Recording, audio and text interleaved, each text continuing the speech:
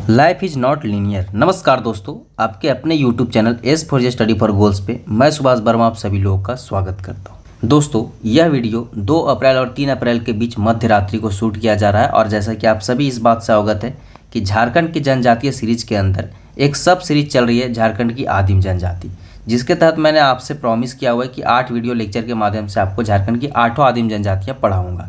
इसमें 2 lecture video आ चुकी हैं, क्लास 1 के माध्यम से बिरवर जनजाति से संबंधित और क्लास 2 के माध्यम से असुर जनजाति से संबंधित, और दोनों में जो है जनजातियों से संबंधित तमाम जानकारियों के साथ साथ MCQ भी कराई गई है। इसी कड़ी में आज का यह तीसरा क्लास है और इसमें आपको परैया जनजाति से संबंधित संपूर्ण चीज़ें विद MCQ कराई जाएगी। तो देर न करते हुए शुरू करते हैं आज की वीडियो और देखते हैं क्या कुछ खास आज के इस वीडियो के माध्यम से मैं आपके समझ लेकर आया हूँ। तो आज क्लास 3 वीडियो है और इसमें आप परैया आदिम जनजाति से संबंधित चीज़ें देखने वाले हैं। इस वीडियो को शुरू करते हुए सबसे पहले हम परैया जनजाति से संबंधित सामान्य परिचय देखने वाले हैं। सामान्य परिचय का इंट्रोडक्शन कुछ इस प्रकार से शुरू करेंगे हम कि परैया झारखंड की एक लघु आदिम जनजाति है। अब दोस्तों, लघु जो होता है इसका मतलब होता है अल्पसंख्यक। अब जो परैया जनजाति है इनकी जो जनसंख्या 2011 की जनगणना के अनुसार यह 25,585 है, जो कि राज्य की जो जनजातीय जनसंख्या इसका 0.30% है। यह तो आपका बेसिक इंट्रोडक्शन हो गया। दूसरी बात जो इम्पोर्टेंट आप याद रखें कि यह जो परैया जनजाति के लोग हैं यह मूलतः पलामू प्रमंडल में निवास करते हैं तथा इसके अतिरिक्त रांची, चतरा, हजारीबाग, संथाल परगना क्षेत्र में भी इनका विस्तार देखने को मिलता है। और तीसरा पॉइंट है कि जो परैया है यह परैया जनजाति प्रजातीय दृष्टि से प्रोटो ऑस्ट्रेलॉइड वर्ग में इन्हें जो है रखा जाता है। इस श्रेणी में इनको वर्गीकृत किया जाता है, तो इसको आपको ध्यान में रखना है। यह काफ़ी कॉमन चीज़ें हैं, ठीक है।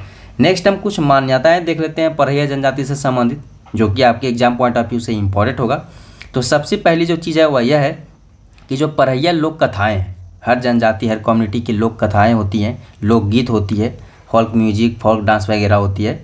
तो उसी तरह जो परैया लोक कथाएँ हैं इनसे यह संदेश मिलता है कि यह जो है शिव के वसंधर है और तथा हरि मोहन नामक एक महान व्यक्ति के द्वारा जो है यह बताया गया है कि जो परैया और कोरवा जनजाति हैं इनकी उत्पत्ति शिव पार्वती से संबंधित है। कहानी भी इसमें बताया गया है कि 2 लोग उनके हाथ से छूट जाते हैं, जो उनका आंचल से उछल जाता है, ऐसे करके कोरवा बनता है, ऐसे करके कहानी है। इसको मैं कभी और एक्सप्लेन कर दूंगा, लेकिन एग्जाम पॉइंट ऑफ व्यू से आपके लिए इतना ही इंपॉर्टेंट था, इसलिए मैंने इतना ही लिखा। और नेक्स्ट पॉइंट है दोस्तों, जैसे कि हरि मोहन के अकॉर्डिंग कुछ मान्यता है, वैसे ही डाल्टन के अनुसार जो है ये महान घुमक्कड़ जाति सादरी मगही मिश्रित हिंदी भाषा बोलते हैं और इनमें जो नातीदारी व्यवस्था है वह हिंदुओं की तरह आगे चल के मैं समझाऊंगा कि कैसे है। फिलहाल आप देखिए कि डाल्टन और हरि मोहन की तरह रिजले भी हैं। रिजले ने इस जनजाति को जो लघु द्रविड़ जनजाति कहा है, तो इसको आप नोट कर लीजिए, ठीक है, क्योंकि ये प्रोटो ऑस्ट्रेलॉइड श्रेणी में आते हैं, तो आपको कन्फ्यूज होना है एग्जामिनेशन में। नेक्स्ट हम जो है परैया जनजाति से संबंधित इनके समाज, इनके शासन व्यवस्था से संबंधित भी चीज़ें हम देख लेते हैं कि क्या इनका समाज, संस्कृति, शासन व्यवस्था वगैरह। तो इस जनजाति में माँ के वंशज को जो है प्राथमिकता दी जाती है। व्यवहारिक स्तर पे इनके यहाँ गोत्र की व्यवस्था नहीं होती। आपको ध्यान में रखना है कि गोत्र व्यवस्था परैया जनजाति में नहीं होती। इस जनजाति में साक्षी प्रथा नामक का एक प्रचलन है। इनके यहाँ परिवार की गिनती जो है चूल्हे से की जाती है और चूल्हे को ये लोग कुराला कहते हैं, इतना ध्यान में रखना है। नेक्स्ट पॉइंट है कि इस जनजाति में जो है नातेदारी प्रथा एकदम हिंदुओं की तरह है। इसको मैं अभी समझाने की कोशिश करता हूँ। देखिए, इनमें जो नातेदारी की व्यवस्था है पारी, उसे 2 वर्गों में बांटा गया है, धैनिया और सनाही। अब देखिए धैनिया और सनाही का क्या डिफरेंस है, किसे कहा जाता है। तो देखिए धैनिया और सनाही में विभाजित है इनकी नातेदारी व्यवस्था। अब धैनिया जो है जन्म से जुड़ा जो नातेदारी संबंध होता है, जो जन्म से जुड़ा आपके संबंधी हैं, जन्म से जुड़े संबंधी हैं, उन्हें धैनिया कहा जाता है और उन्हें कुल कुटुंब वे कुल कुटुंब कहलाते हैं। मतलब जो वैसे सदस्य जो आपके जन्म से जुड़े संबंधी हैं, मतलब जन्म से जुड़े संबंधियों और नातेदारियों का जो धैनिया लोग हैं उन्हें कुल कुटुंब कहा जाता है। तथा विवाह द्वारा जुड़े संबंध, विवाह द्वारा जो संबंध जुड़ते हैं उसे सनाही कहा जाता है और इसके जो मेंबर होते हैं उन्हें हित कुटुंब कहा जाता है। तो आई होप कि आपने समझा होगा। जो जन्म से जुड़े लोग हैं वह धैनिया है और उन्हें क्या कहा जाता है, कुल कुटुंब कहा जाता है, और जो विवाह के थ्रू जुड़े हुए लोग हैं उन्हें हित कुटुंब कहा जाता है और वह सनाही में है, ठीक है। इतना आपको ध्यान में रखना है। इसका PDF आपको मिल जाएगा, एक बार खुद से पढ़ लीजिएगा। नेक्स्ट पॉइंट है कि सर्वाधिक प्रचलित जो विवाह है इनकी, यह आयोजित विवाह है। घर को इनमें जो है इस जनजाति में घर को शासन कहा जाता है। जो झोपड़ी नुमा घर होता है, जो एक स्वयं निर्मित होती है, मतलब जो एक खुद बनाते हैं, उसे झाला कहा जाता है। वधु मूल्य की परंपरा है और वधु मूल्य को डाली कहा जाता है इनमें। नेक्स्ट पॉइंट है कि अगर इनकी हम प्रमुख त्योहारों की बात करें तो सरहुल, कर्मा, धरती पूजा, सोहराय इत्यादि इनके प्रमुख त्यौहार है। इसके अलावा दुर्गा पूजा वगैरह भी यह सेलिब्रेट करते हैं। नेक्स्ट है कि ग्राम पंचायत का जो मुखिया होता है इनका, उन्हें महतो कहा जाता है और महतो का सहायक भी होता है, जिन्हें कहतो या खतो कहा जाता है। तो दो चीज़ याद रखना है कि इनके जो ग्राम पंचायत का मुखिया होता है उसे महतो कहा जाता है और मुखिया का जो सहायक होता है उसे कहतो या खतो कहा जाता है। अच्छा, प्रत्येक गांव का जो एक जातीय पंचायत होता है, ठीक है, जिसे भैयारी या जाति गोठ कहा जाता है। और इसके साथ साथ 8-10 जो गांव होते हैं, 8-10 गांवों को मिलाकर एक अंतर ग्रामीण पंचायत बनाई जाती है जिसे कारा भैयारी कहा जाता है। ठीक है, तो इन सब चीज़ों को आपको ध्यान में रखना है। कभी कभी हो सकता है कि मिस प्रोनाउंस हो जाए, क्योंकि रात के 1 बजे ये वीडियो रिकॉर्ड कर रहा हूँ मैं, जो कि कल आएगी। ठीक है, इससे पहले बिरोर जनजाति मैंने रिकॉर्ड किया, उसका भी वीडियो अभी तक नहीं आया है। सुबह दोनों वीडियो मैं एक के बाद एक लगा दूंगा। ठीक है। अच्छा, बीच में आपको मैं बता दूं कि अगर आप यह जो जनजातीय सीरीज है इसका फुल कोर्स अवेलेबल आप चाहते हैं अपने समझ, तो देखिए क्या होता है कि वीडियो आप देख लेते हैं, कई बार वीडियो आपको लाइन से मिलती नहीं है प्लेलिस्ट बना देने के बाद भी। तो उसके लिए क्या है कि 49-50 रुपये की शायद कोर्स है हमारे S4 स्टडी फॉर गोल्स के ऐप पे। वहाँ पे 8-10 जनजातियाँ अभी अपडेट कर दी गई हैं। अभी 8 वीडियो अभी और अपडेट हो जाएंगी एक साथ आदिम जनजातियों की। सबसे बेहतरीन चीज़ है कि वहाँ पे आपको लाइन से सभी वीडियोज़ के PDF मिल जाते हैं, क्योंकि PDF जल्दी अवेलेबल हो नहीं पाता है, ग्रुप्स में घूमते रह जाता है। तो उसके लिए आप S4 स्टडी फॉर गोल्स का ऐप डाउनलोड कर लीजिए। कोई क्वेरीज है तो 8986772733 जो हमारा ऑफिस का नंबर है, इस पर आप बात कर लीजिएगा। इंस्टाग्राम, ट्विटर, यूट्यूब पे आप इस यूजर नेम के माध्यम से मुझे ढूंढ के मेरे साथ भी वार्तालाप कर सकते हैं, बशर्ते कि आपके क्वेश्चंस रिलेवेंट हो। नेक्स्ट इनके हम धार्मिक व्यवस्था देख लेते हैं। तो धार्मिक व्यवस्था जो होती है परैया जनजाति के, अब देखिए इसमें क्या है, इस जनजाति में मुआ पूजा नामक तथा धरती देवता का जो है सर्वाधिक महत्व है। तो सबसे पहले आपको ध्यान रखना है कि जो देवता हैं इनमें इनका जो सर्वाधिक महत्व है, और जो पूर्वजों की पूजा है जिसे मुआ पूजा के नाम से जाना जाता है, इसका भी महत्व काफ़ी है। अन्य देवी देवता की भी आप नाम याद रखें तो सिंह बोगा, चंडी, द्वारपाल, भगवत इत्यादि इनके अन्य देवता हैं। अच्छा, मुख्य धार्मिक स्थल भी हैं जो इसको याद रखना है, जो इसमें डिफरेंट आपको दिखाया जा रहा है। तो मुख्य धार्मिक स्थल में आप डीहवार थान और देवी थान, यह दो चीज़ आपने हिंदुओं में भी देवी थान के नाम सुना होगा, तो डीहवार थान और देवी थान आप याद रखें। हाँ, एक चीज़ नोटिस करें कि ये जो लोग होते हैं यह अलौकिक शक्तियों पे काफ़ी अत्यधिक बल देते हैं। मतलब ये मानते हैं कि अलौकिक शक्तियाँ होती हैं जो इनके देवी देवता हैं उनमें।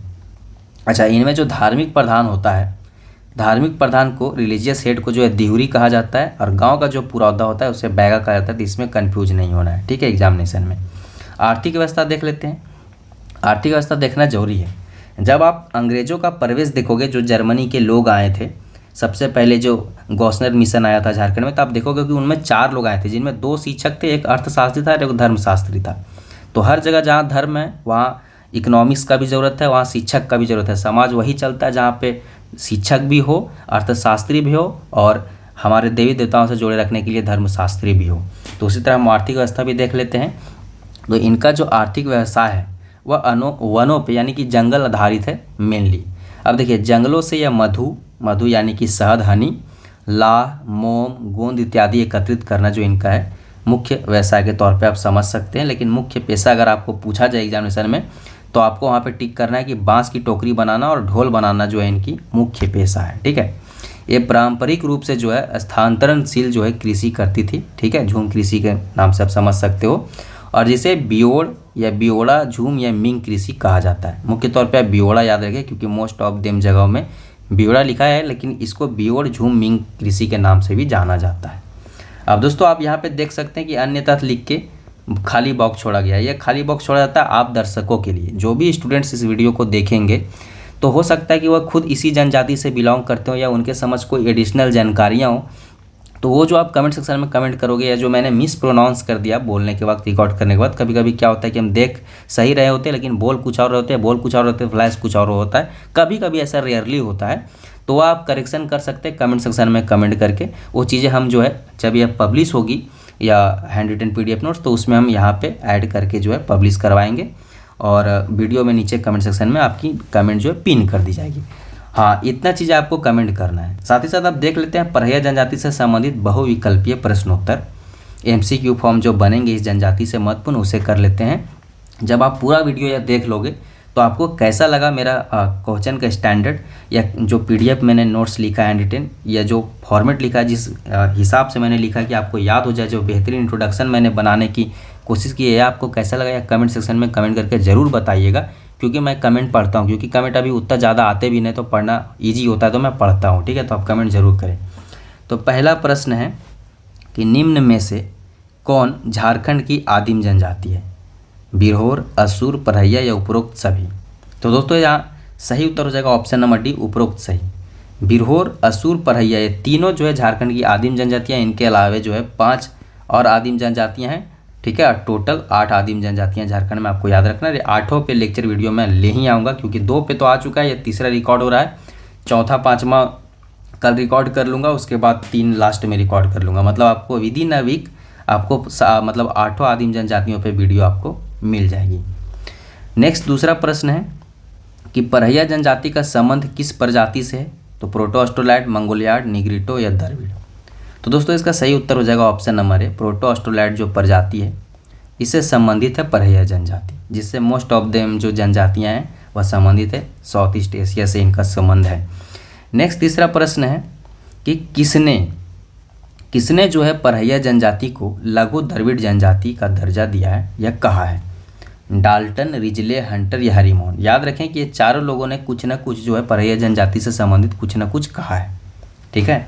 लेकिन यहाँ पे इन्हें जो है लघु द्रविड़ जनजाति किसके द्वारा कहा गया है? तो रिजले के द्वारा कहा गया। ये काफ़ी इंपॉर्टेंट था, इसलिए मैंने इसको क्वेश्चन बनाया हुआ है। नेक्स्ट चौथा प्रश्न है कि परहिया जनजाति मूलतः कहाँ निवास करती है?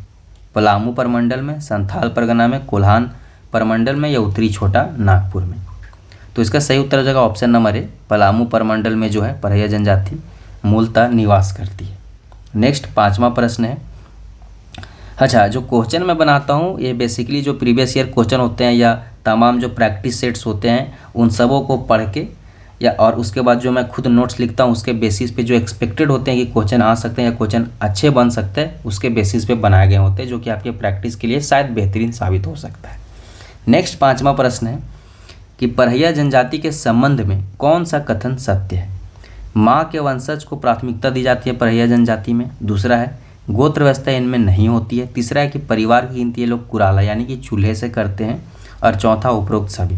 तो दोस्तों इसका सही ऑप्शन हो जाएगा ऑप्शन नंबर डी, उपरोक्त सभी। ये तीनों बातें इनसे जुड़ी सही बात है। नेक्स्ट 6ठा प्रश्न है कि जो परहिया जनजाति है इनमें वधु मूल्य जो होता है उसे क्या कहा जाता है? अच्छा आप वधु मूल्य समझते हैं क्या होता है? मैं नेक्स्ट वीडियो में पक्का बता दूंगा, लेकिन इस बार आपको मौका देता हूं कि आप बताइए। बार बार आप देखते होंगे वधु मूल्य काफ़ी ईजी चीज़ है। आप कमेंट सेक्शन में कमेंट करके बताओ, ठीक है, कि वधु मूल्य को का क्या कहा जाता है। आप कमेंट सेक्शन में ज़रूर कमेंट करके बताइए, मतलब क्या है ये वधु मूल्य, ठीक है। तो फिलहाल आप देख लीजिए कि परहिया जनजाति में जो है वधु मूल्य को डाली कहा जाता है, ठीक है, इतना आपको याद रखना है। 4-5 नामें हैं अलग अलग मतलब जो 32 जनजातियाँ उनके लिए लगभग 7-8 जो है नाम यूज किया जाता है वधु मूल्य के लिए, उतना आप रट सकते हो। नेक्स्ट 7वां प्रश्न है कि जो परहिया जनजाति है इनमें किस विवाह का प्रचलन सर्वाधिक है? ठीक है, सबसे ज़्यादा कौन सी विवाह परहिया जनजाति में देखने को मिलती है? ऑप्शन है क्रय विवाह, आयोजित विवाह, सेवा विवाह या सहपलायन विवाह। तो इसका सही उत्तर हो जाएगा ऑप्शन नंबर बी, आयोजित विवाह। देखिए दोस्तों, यह जो मैं प्रैक्टिस करवा रहा हूँ इसका फ़ायदा आपको तभी होगा जब आप मेरे साथ साथ जैसे मैं 4 ऑप्शन पढ़ने वाला होता हूँ उससे पहले आप मन ही मन आपका इसका आंसर सोच लीजिए, ठीक है, तभी तो प्रैक्टिस होगा। क्योंकि अभी अभी तो आपको सारी चीज़ें मैंने पढ़ाई है, बेहतरीन मैंने लाइन से एकदम कोशिश किया है सीक्वेंस लिखने का, इस वे में लिखने का कि आपको याद ही हो जाए। उसको लिखने में थोड़ा टाइम लगता है दोस्त, थोड़ा क्रिएटिविटी लगता है, थोड़ा सोच लगता है, ठीक है। अदरवाइज कंटेंट तो हर बुक में अवेलेबल है लगभग, लेकिन वो चीज़ें अगर लिखी गई है तो कुछ सोच के ही लिखी गई है। अगर उसको पढ़ने के बाद भी अगर आप क्वेश्चन का आंसर नहीं कर सकते जो कि तुरंत इंस्टेंटली हो रहा है तो थोड़ी तो आपको मेहनत करनी चाहिए, दोबारा वीडियो आपको देखना चाहिए। नेक्स्ट 8वां प्रश्न है कि परहिया जनजाति में ग्राम पंचायत के मुखिया को क्या कहा जाता है? ठीक है, यह शासन व्यवस्था में आपको अलग से पढ़ाई जाती, लेकिन मैंने सोचा कि जब मैं जनजाति पढ़ा रहा हूँ तो जो 6 शासन व्यवस्था मुख्य तौर पे उनको छोड़ के सारी शासन व्यवस्था में इसी में आपको ऐड करके पढ़ा दूँ ताकि आपको बार बार एक ही चीज़ नहीं पढ़ना पड़े, ठीक है। तो परहिया जनजाति में ग्राम पंचायत के मुखिया को जो है महतो कहा जाता है। आपको इसमें ध्यान में रखना है कि महतो कहा जाता है। अच्छा, एक मैंने वीडियो बनाई हुई है चैनल पे, उसका जो है उस वीडियो का लिंक मैं कमेंट सेक्शन में पिन करूँगा।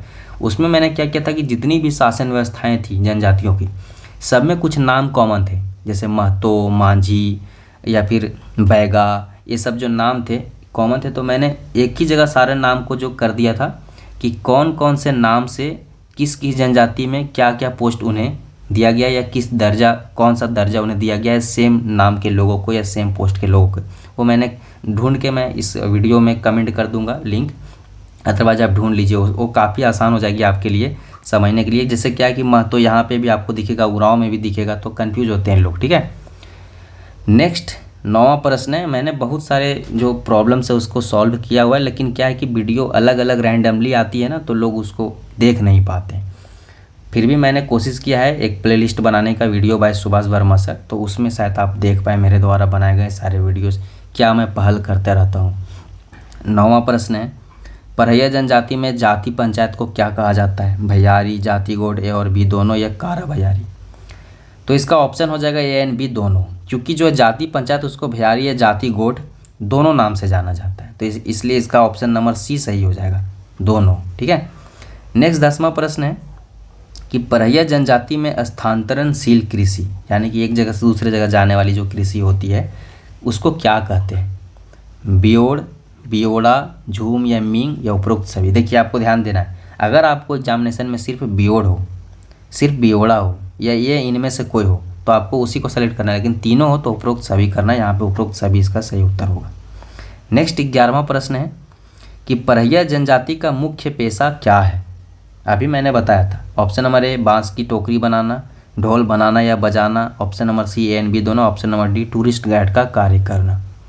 तो फिलहाल तो इसका सही उत्तर हो जाएगा according to research and book, option number C बांस की टोकरी बनाना और ढोल बनाना या बजाना जो इनकी प्रमुख पेशा के तौर पे हम सभी जानते हैं।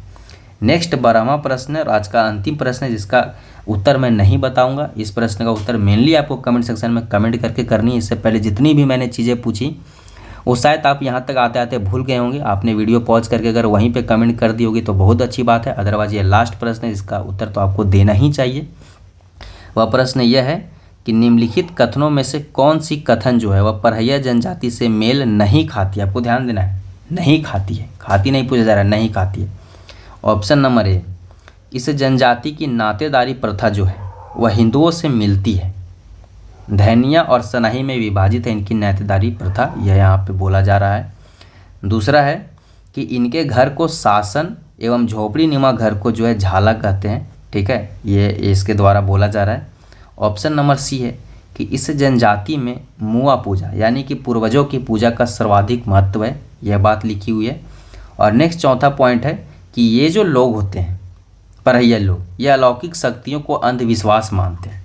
अब यहाँ पे आपको समझ 4 ऑप्शन है, इनमें से एक ऑप्शन जो इनके बारे में गलत है, ऐसा नहीं है, वह आपको कमेंट सेक्शन में कमेंट करके बतानी है। साथ ही साथ यहाँ पे आप एक बॉक्स देख पा रहे होंगे, download study for goals app, यहाँ पे बहुत सारे एडवर्टाइजमेंट के जो है कट लगाए जाएंगे आपको, जो कि जब यह PDF नोट्स मार्केट में आएगी तो आपको देखने को मिलेगा, इसलिए हम खाली स्थान छोड़ते हैं। साथ ही साथ मैं आपको बता दूं कि अगर आपको मेरा काम पसंद आ रहा है तो आप इंस्टाग्राम जो एक सोशल मीडिया ऐप है वहाँ से ही आप मेरे थ्रू बात कर सकते हैं, ठीक है, इस यूज़र नेम्स के थ्रू आप वहाँ पे ढूंढ सकते हैं।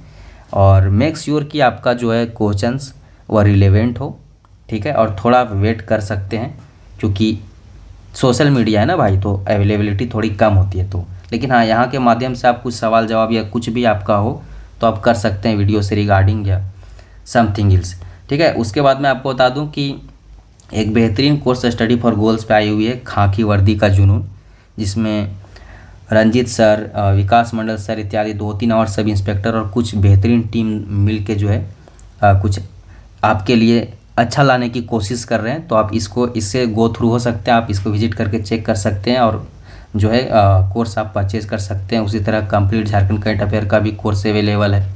उसी तरह दोस्तों खाकी वर्दी का जुनून के अंतर्गत जो है आपको 749 रुपये में 2 ईयर के वैलिडिटी के साथ साथ झारखंड दरोगा, उत्पाद सिपाही, झारखंड सिपाही, उत्पाद सिपाही, स्पेशल ब्रांच सिपाही, कछपाल इत्यादि जो JSSC के एग्जामिनेशन है या JPSC की एग्जामिनेशन है उसकी प्रिपरेशन करवाई जा रही है, सॉरी JSSC की एग्जामिनेशन है उसकी प्रिपरेशन कराई जा रही है। इसमें आपको 1000 video lecture, hand written notes, sectional जो है और फुल लेंथ टेस्ट, डिस्कशन के लिए व्हाट्सएप ग्रुप भी बनवा दिया जाएगा, अनलिमिटेड एक्सेस, बहुत सारी चीज़ें हैं। आप इसका जो है इससे संबंधित आप चाहते हैं जानकारी लेना कि क्या किस कोर्स में दिया जा रहा है, कौन सी कोर्स स्टडी फॉर गोल्स में दिया जा रही है, तो एक व्हाट्सएप नंबर मैं दे देता हूँ, यह ऑफिस का व्हाट्सएप नंबर है। यहाँ से आप संपर्क कर सकते हैं। ऑफिस में 1-2 लड़के होते हैं, उनका यही काम है। 89867727 सॉरी यहाँ पे 27 होनी चाहिए, 2733। इस व्हाट्सएप नंबर के ज़रिए आप, ये कॉलिंग नंबर भी है लेकिन कॉलिंग हो सकता है रिसीव ना हो, आप व्हाट्सएप में मैसेज करके जानकारी ले सकते हैं। ठीक है, साथ ही साथ मैं आपको यही कहना चाहूँगा एट लास्ट कि अगर आप वीडियो में यहाँ तक बने रहें, पैसेंस से आपने पढ़ा है, पैसेंस से हमारा एडवर्टाइजमेंट देखा है, तो यहाँ तक वीडियो में बने रहने के लिए आप सभी लोगों को सबसे पहले तो बहुत बहुत धन्यवाद।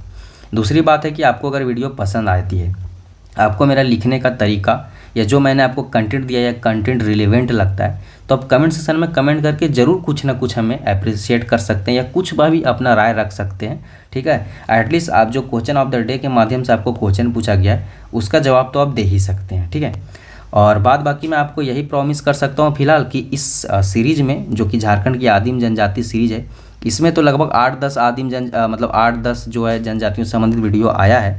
मुख्यतः जो हमारे संथाल हैं, मुंडा है, फिर उरांव है, फिर हो है, खड़िया है, इन सब जनजातियों से संबंधित वीडियो है चैनल पे। ठीक है, साथ साथ जो झारखंड की आदिम जनजातियों से संबंधित जो सीरीज हुई है उसमें बिरहोर पे आ गया, असुर पे आ गया और यह परैया भी आ गया। कल सबर भी आ जाएगा और कोरवा भी आ जाएगा, क्योंकि ये मैंने प्रिपेयर कर लिया है। उसके बाद बिरजिया आएगा और उसके बाद सौरिया पाड़िया और माल पाड़िया एक साथ आएगा, दोनों द्रविडियन है। तो ये सब चीज़ें इतना मैं आपको फिलहाल प्रॉमिस कर सकता हूँ कि विदिन वीक आपको ये चीज़ें मिल जाएंगी, जो कि काफ़ी बेनिफिशियल है, क्योंकि एज ए झारखंडियन हमें अपनी जनजातियों के बारे में नॉलेज होना ही चाहिए। ठीक है, तो इस बेसिस पे भी आप पढ़ सकते हैं। और जेपीएससी और जेएसएससी के स्टूडेंट है तो आपको ये नोट्स काफ़ी काम आने वाला है, क्योंकि मैं इस प्रकार से लिखने की कोशिश करता हूँ कि सीधे आप मतलब कि आप सीधे आंसर शीट में अगर आपको लिखने का भी आया है तो आप लिख सकते हैं। ठीक है, अदरवाइज इसको याद करने में आपको आसानी होगा। Thank you. और एक बार फिर से मैं एडवर्टाइजमेंट कर दूं कि चैनल पे नए तो चैनल को सब्सक्राइब करिए। ठीक है, टेलीग्राम पे नहीं फॉलो किए तो टेलीग्राम पे फॉलो करिए, इंस्टाग्राम, ट्विटर वगैरह पे भी S4J स्टडी फॉर गोल्स की आईडीज़ हैं, आप हर जगह विजिट करके हर जगह सपोर्ट कर सकते हैं। धन्यवाद, फिर मिलते हैं नेक्स्ट वीडियो में, तब तक के लिए बाय बाय। जय हिंद, जय झारखंड, जोहार झारखंड।